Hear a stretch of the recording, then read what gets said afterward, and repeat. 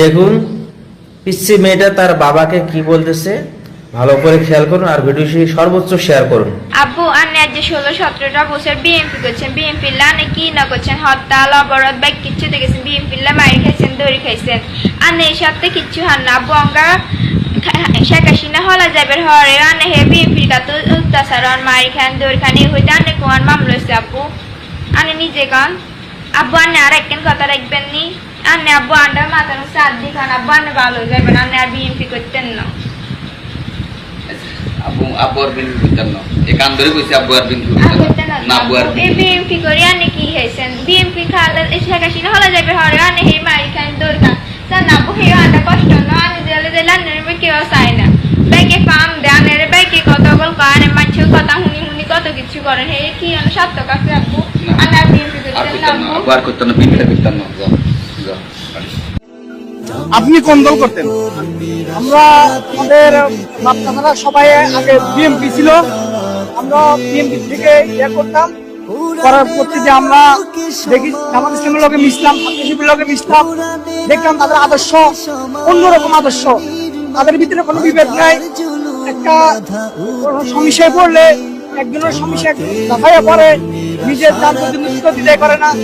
এই জন্য জামাত ইসলামী ছাত্র শিবির এই দলটা বাংলাদেশের মধ্যে আমার মতে আদর্শ সংগঠন, এবং কি জামাত ইসলামের মতো সংগঠন বাংলাদেশে আর আছে কিনা আমার মনে হয় না। রাজাকার বানাইতে চাইছে, আল্লামা সাইদিরে 13 বছর জেলে রাখছে, 11 জন বড় বড় নেতাকে ফাঁসি দিছে, হেফাজতের ফাঁসিমে শাপলা চত্বরে গুলি দিছে। কোন কারণে দিছে? শুধু নিজের ক্ষমতার মোহে, আর কোনো কারণ নাই। কারণ আমরা তো বলি কোরআনের ক্ষমতা লাগবে, আমরা বলি কোরআনকে সংবিধান বানানো লাগবে, আমরা তো ব্যক্তির কথা বলি না, কোন দলকে ক্ষমতায় নিতে চাই না। দল আজকে আছে কালকে নাও থাকতে পারে, আজকে এক নাম কালকে আরেক নাম হতে পারে, ব্যক্তি আজকে আছে কালকে মরে যেতে পারে। আমরা ব্যক্তির কথা বলি না, দলকে ক্ষমতায় নিতে বলি না, আমরা আল্লাহর কোরআনকে ক্ষমতায় নিতে কথা বলি।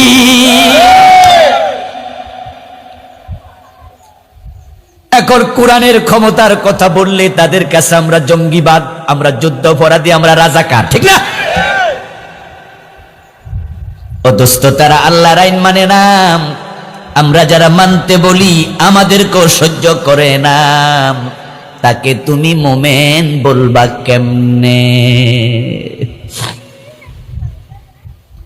আল্লাহ বলো, নবী আপনার রবের কসম তারা মোমেন নয় যতক্ষণ না আপনি নবীকে সব জায়গায় ফয়সালাকারী না মানে।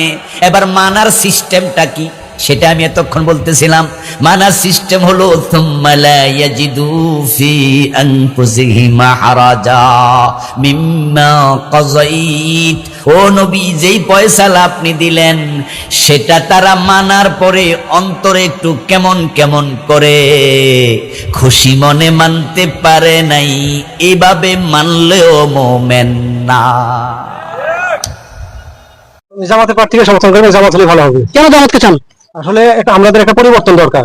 আমরা চাই সাধারণ মানুষ আরামে থাকতে চাই, সোজা কথা। আমরা বিএনপিকেও দেখেছি, আওয়ামী লীগকেও দেখেছি, আমরা নতুন কেউ খুঁজতেছি এবং নতুনকে বলতে আমরা জামাতকে বুঝি, এবং আমরা চাই যে জামাত ক্ষমতায় আসুক এবং ইসলামী রাষ্ট্র কায়েম হোক ইনশাআল্লাহ।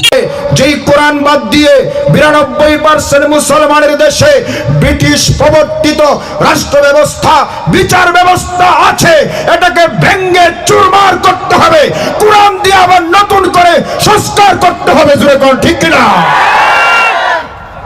এই কোরআন